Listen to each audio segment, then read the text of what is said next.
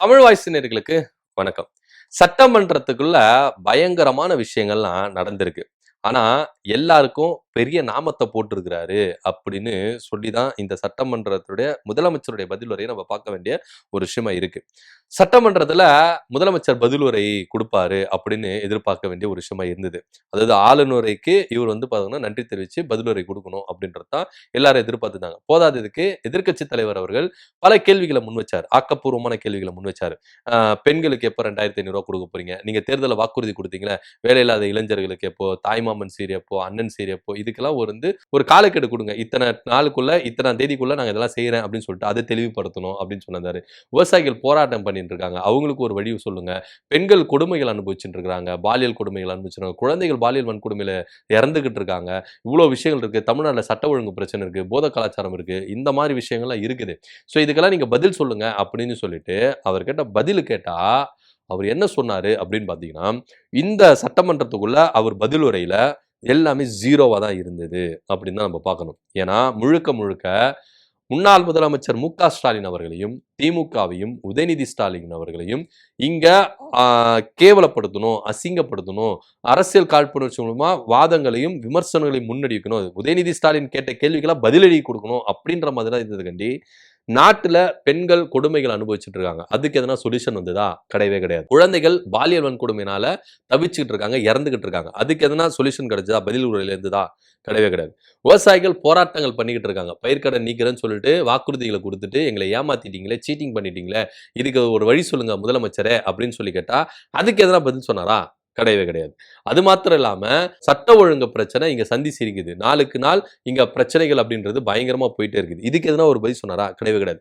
போதைப் பொருட்கள் விவகாரம் ரொம்ப தல தூக்கி இருக்குது. இதுக்கு எதனா பதில் சொன்னாரா? கிடையவே கிடையாது. எதுக்குமே பதில் சொல்லல. சரி நீங்க வாக்குறுதிகள் சொன்னீங்கல்ல சார், அதுக்கு எதனா சொல்றீங்களா அப்படின்னா, அதுக்கும் சொல்ல கிடையாது. சோ ஒட்டு மொத்தத்துல மக்களுக்கு புரோஜனமானது ஒண்ணு கூட இவருடைய பதிலுரையில இல்ல அப்படின்றது தான் நிதர்சனமான உண்மை. சிஎம் சார் அவர்கள் என்ன சொன்னாரு? இது மக்களுக்கான ஆட்சி. மக்களுக்கான இந்த ஆட்சியில எல்லாமே அவங்களுக்கு நன்மைகள் கிடைக்கும் அப்படின்னு சொன்னாரு. ஆனா, இந்த பதிலுரையில மக்களுக்கு புரோஜனமான ஒரு விஷயங்கள் கூட கிடையவே கிடையாது அப்படின்னு தான் இங்க நம்ம பார்க்க வேண்டிய ஒரு விஷயமா இருக்கு. அந்த பதிலுரையில என்னென்ன இருந்தது அப்படின்னா, திமுகவ கேவலப்படுத்தணும். முன்னாள் முதலமைச்சர் ஸ்டாலின் அவர்கள நக்கல் நையால் பண்ணி கேலி கிண்டல் பண்ணணும். அது மாத்திரம் இல்லாம திமுக என்னென்ன செஞ்சுது அப்படின்றது இது மட்டும் தான் அவர்கிட்ட இருந்ததே கண்டி மத்தபடி வேற எதுவுமே கிடையாது. இதுல பல விஷயங்கள் பேசினார். இந்த குட்டி ஸ்டோரி சொல்றேன் அப்படின்னு சொன்னார்ல. இந்த குட்டி ஸ்டோரி சொல்லி எங்கப்பா உங்க அப்பாவை காணோம் அப்படின்லாம் சொன்னார்ல. இது பேசுனது எந்த அளவுக்கு ஒரு தரைகுறவான செயல். ஒரு முதலமைச்சர் சட்டமன்றத்துக்குள்ள இப்படி பேசலாமா அப்படின்றது தான் இங்க பார்க்க வேண்டியதா இருக்கு. அப்புறம் இப்படி பண்ணுது. இதெல்லாம் எந்த அளவுக்கு ஒரு ஆட்டிட்யூட் அப்படின்னு நம்மளுக்கு தெரியவே கிடையாது. ஏன்னா இது முன்னாடி சட்டமன்றத்துக்குள்ள இந்த மாதிரி நிகழ்வுகள்லாம் நடந்திருக்குதா அப்படின்னா கிடையவே கிடையாது. மாற்றம் தரேன்னு சொன்னார்ல, இதுவும் ஒரு வகையான மாற்றம். சட்டமன்றத்துக்குள்ள இனி இப்படிதான் நடக்கும் அப்படின்னு. மக்கள்லாம் வெளிய எப்படி பேசிக்கிறாங்க அப்படின்னா, சினிமாக்காரங்கிட்ட ஆட்சி போனா, தமிழ்நாடு போனா இப்படிதான்பா இருக்கும் அப்படின்றதுக்கு இது சிறந்த உதாரணம் அப்படின்னு தான் சொல்லப்படுது. ஆனா இத விஜய் அவர்கள் எப்படி மடைமாற்றுகிறார் அப்படின்னா, திமுக என் மேல ஒரு குற்றம் சாட்டு வைக்குது. டைரக்ட்டா நான் என்ன பண்ணிட்டேன், சினிமா ஷூட்டிங்ல இருந்து நான் முதலமைச்சர் ஆயிட்டேன் அப்படின்னு சொல்றாங்க.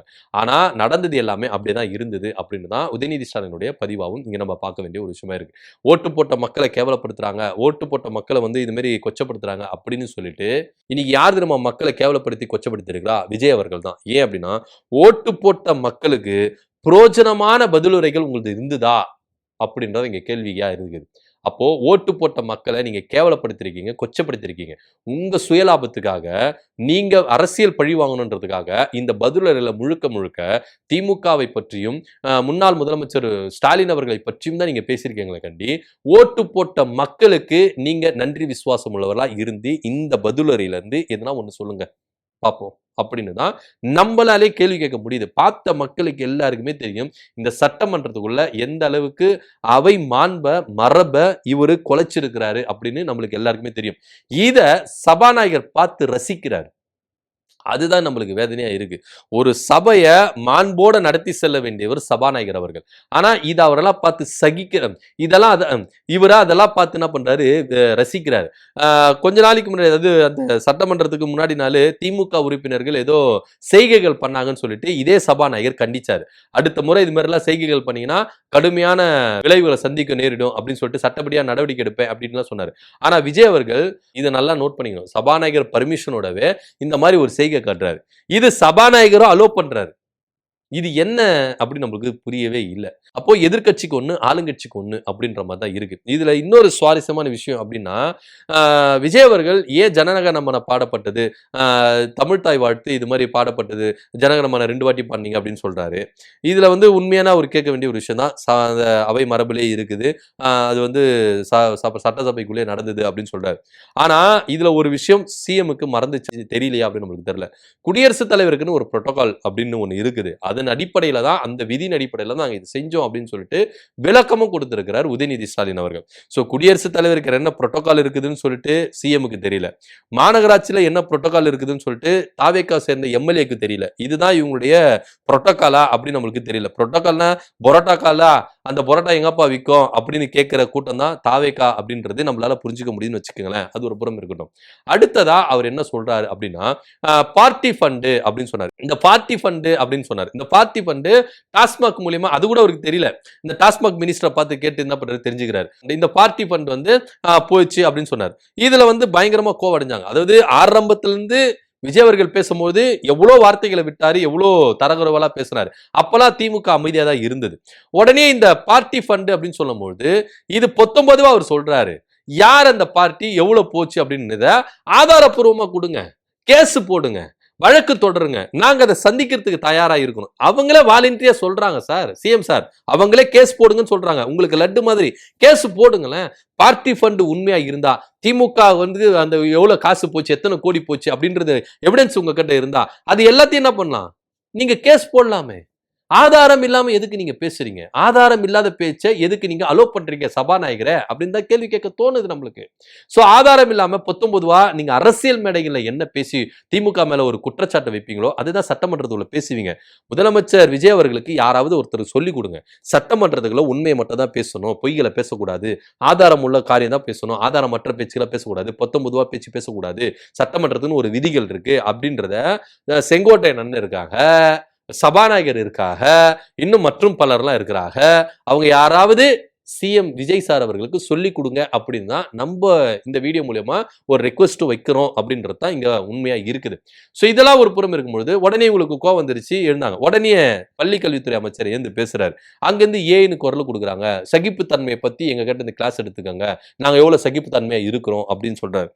அதே பள்ளி கல்வித்துறை அமைச்சர் சிஎம் சாரை பார்த்து சகிப்புத்தன்மை என்னன்னு தெரிஞ்சுக்குங்க சிஎம் சார், சகிப்புத்தன்மையோட இருங்க, உங்க வார்த்தை பிரயோகத்தை பார்த்து விடுங்க அப்படின்னு சொல்லிட்டு ஏன் பள்ளி கல்வித்துறை அமைச்சர் அவருடைய சிஎம்க்கு சகிப்புத்தன்மை பத்தி சொல்லி கொடுக்கல? பதில் சொல்லுங்க. ஏன்னா அவர் பேசுனது எல்லாமே அப்படியே திமுகவை பழி வாங்கணும். அவருடைய பேச்சுகள், அந்த துணி இருக்குல்ல, இந்த ஆட்டிடியூட் இருக்குல்ல, விஜயுடைய அந்த பேச்சு துணிகள், அந்த பேடி லாங்குவேஜ் அப்படின்றலாம் வந்து பாத்தீங்கன்னா எந்த அளவுக்கு திமுகவையும் மு.க. ஸ்டாலின் அவர்களும் இழிவுபடுத்தணும், கேவலப்படுத்தணும் அப்படின்னு. அப்பாவை காணோம் அப்படின்னு சொல்றாரு. இது சபை மாண்புக்கு அழகா?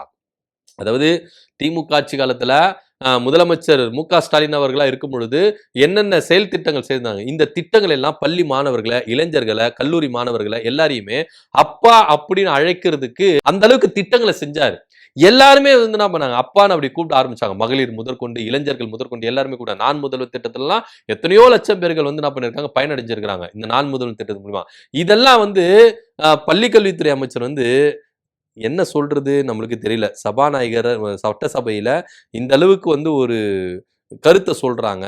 அது இவங்களுடைய புத்தி இப்படிதானா அப்படின்னு நம்மளுக்கு எல்லாரையும் நான் முதல்வன் சொல்லிட்டு ஒரு குடும்பம் மட்டும் முதல்வன் பதவியை வந்து என்ன பண்ணுச்சு, அனுபவிச்சுது அப்படின்னு சொல்ல இந்த நான் முதல்வன் திட்டத்தை ஏன் பேர் மாத்தினதுக்கு ஒரு டெஃபினேஷன் கொடுக்குறாரு. என்ன விஷயம் நம்மளுக்கு ஒன்றும் புரியல. யாராவது சொல்லி கொடுங்க சார். இது மாதிரி வந்து சட்டசபையில இது மாதிரிலாம் பேசக்கூடாது, உண்மையை மட்டும் தான் பேசணும், ஆக்கப்பூர்வமானதை மட்டும் தான் பேசணும்னு யாருன்னா சொல்லிக் கொடுங்க சார் அப்படின்னு தான் நம்மளால கெஞ்சுன்னு கெஞ்ச தோணுது. ஸோ இந்த மாதிரிலாம் வந்து என்ன பண்ணாங்கன்னா மு.க. ஸ்டாலின் அவர்களை இப்படி கூப்பிட்டாங்க. ஸோ இதை கலாய்க்கிற விதமா அவரு கொளத்தூர் தொகுதியில தோத்துட்டாரு, கொளத்தூர் தொகுதியில அவர் ஜெயிக்கல, சட்டசபையில இல்ல அப்படின்றத குறிக்கிற விதமா தான் அவருடைய ஆக்ஷனு, பாடி லாங்குவேஜ் எல்லாம் இருந்தது. இது எல்லாருக்குமே தெரியும். யாரை இவர் மெயின் பண்ணி சொன்னார் இந்த அப்பா ஸ்டோரி அப்படின்னு.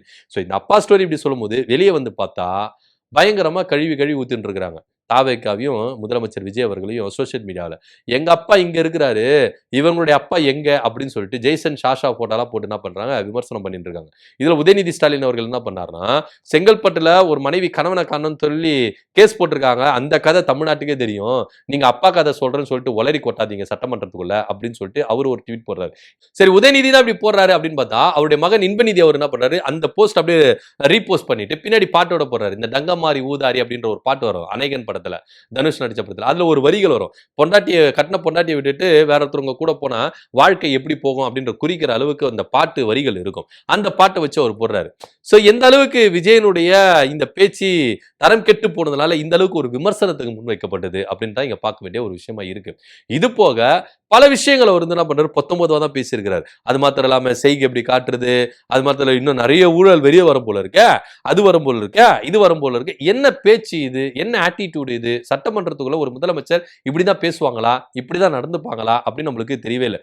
இத ரசிக்கிற கூட்டம் ஒண்ணு, சபாநாயகரை ரசிக்கிறாரு, நம்மளுக்கு ஒன்றும் புரியல.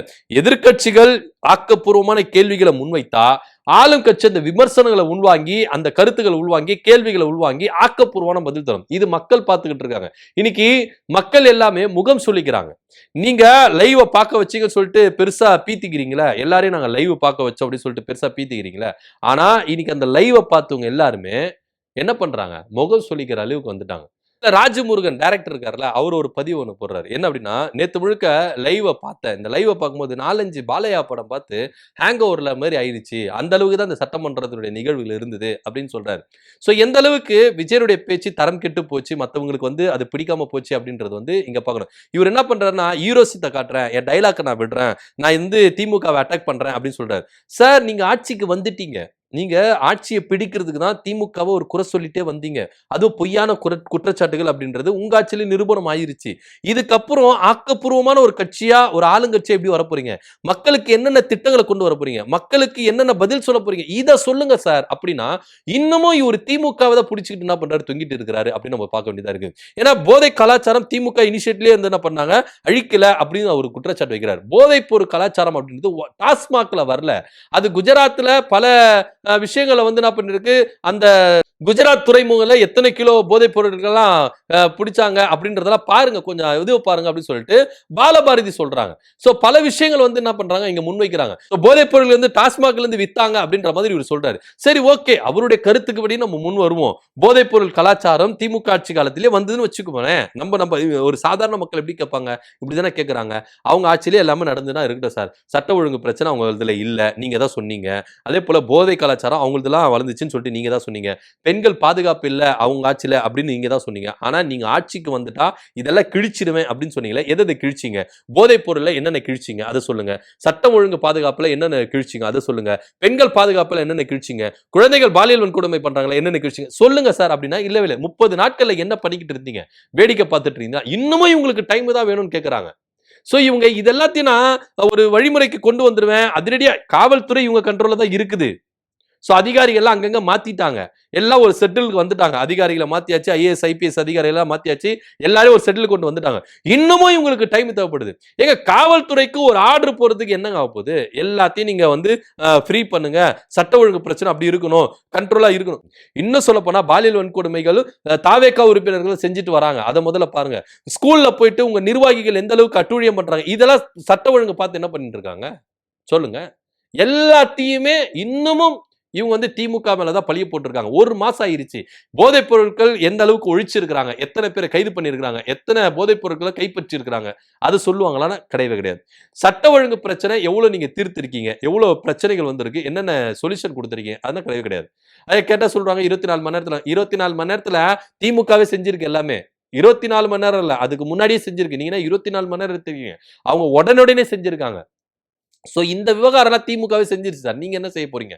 அப்படின்னு. சோ ஒட்டுமொத்தமா சட்டமன்றத்துக்குள்ள எல்லாத்தையுமே பொய்யான குற்றச்சாட்டுகளை மட்டும் தான் பேசியிருக்காரு. 19 பேசியிருக்காரு. குறிப்பா நான் ஹீரோசத்தை காட்டுறேன்னு சொல்லிட்டு ஹீரோசத்தை காட்டுறேன். கத்தி பேசுறது, இந்த தேர்தல் பிரச்சாரங்கள்ல கத்தி பேசுனா, வீரவசனம் பேசுனா மக்கள் அதெல்லாம் வேணாம் சார். சட்டமன்றத்துக்குள்ள எப்படி பேசணுமோ அப்படி பேசணும். நான் ஏன் கத்தி பேசுறேன் தெரியுமா? வெளிய போனவங்களுக்கு கேட்கணும். வெளிய போயிட்டாங்களா அப்புறம் எப்படி அவங்களுக்கு கேட்கும்? அது கூட உங்களுக்கு தெரியலையே. என்ன முதலமைச்சர் சார் நீங்க? அப்படின்னு தான் நம்மளுக்கு கேட்க வேண்டியதா இருக்கு. கத்தி பேசிட்டாரு. ஏன்னா திமுக காரங்க இருக்கிறாங்கன்னு சொல்லிட்டு கத்தி பேசிட்டாரு. ஆப்போசிட்ல அதிமுக காரங்கள ரியாக்ஷன்லாம் வேற மாரி இருந்தது. சோ அத சமாளிக்கணுமா இல்லையா? நான் கத்தி பேசிட்டேன். வெளியில போனவங்களுக்கு கேட்கணும். வெளிய போயிட்டாங்களே அப்புறம் எப்படி அவங்களுக்கு கேட்கும்? ஒண்ணுமே புரியல. சோ சபாநாயகரும் இங்க நடுநிலையா இல்ல அப்படின்றது தான் திமுகவுடைய குற்றச்சாட்டா இருக்கு. ஒட்டுமொத்தத்துல விஜய் அவர்கள் பேசின பதிலுரையில ரூ. 1 மக்களுக்கு பிரயோஜனம் கிடையாது. இத குட்டீஸ் ஜாலியா ரசிக்கும் அப்படின்னு பாலபாரதி அவங்களும் என்ன பண்றாங்க கண்டனம் தெரிவிச்சிருக்காங்க. ஜெயக்குமார் அண்ணன் என்ன சொல்றாரு அப்படின்னு பாத்தீங்கன்னா, அந்த 5 நிமிஷம் பேசுங்க சிஎம் அப்படி 5 நிமிஷம் பேசுனதுனால கொளத்தூர்ல என்ன நடந்ததுன்னு சொன்னீங்களா, அதே தான் நாங்களும் பேசுறோம். 5 நிமிஷம் நீங்க என்ன பண்ணுங்க, மக்களுடைய பிரச்சனைகளை பத்தி பேசுங்க, பெண்கள் பாதுகாப்பை பத்தி பேசுங்க, சட்ட ஒழுங்கு பிரச்சனை பத்தி பேசுங்க, குழந்தைகளுக்கு எதிராக பாலியல் கொடுமை பத்தி பேசுங்க, விவசாயிகள் பிரச்சனை பத்தி பேசுங்க. நீங்க அப்படியே வாரி அள்ளி வீசுறீங்களே தேர்தல் வாக்குறுதி, அதை பத்தி ஒரு 5 நிமிஷம் பேசுறீங்களாமே.